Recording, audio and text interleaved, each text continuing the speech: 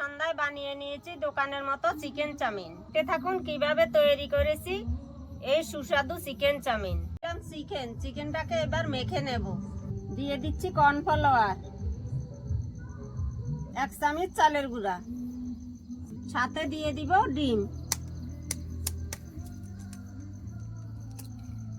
নেব। এইবার চিকেনটাকে ভেজে নেব।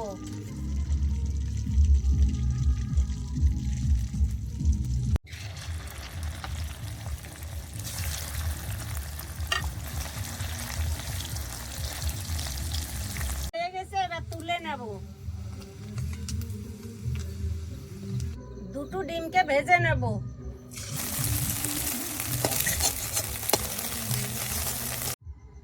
সবজির মধ্যে নিয়ে নিলাম বাঁধাকপি, লাফা, টমেটো, গাজর, পেঁয়াজ কুচি, ক্যাপসিকাম, লঙ্কা কুচি। প্রথমে দিয়ে দিচ্ছি রসুন। রসুনটাকে একটু ভেজে নেব। পরপর সবজিগুলি দিয়ে দিচ্ছি।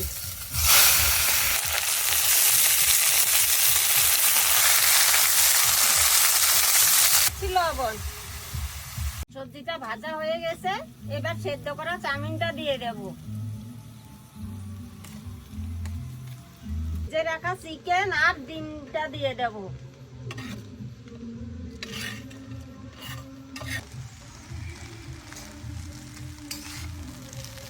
দিয়ে দিচ্ছি একটু গোলমরিচের গুঁড়ো, অল্প সোয়া সস, দিয়ে দিচ্ছি চিলি সস।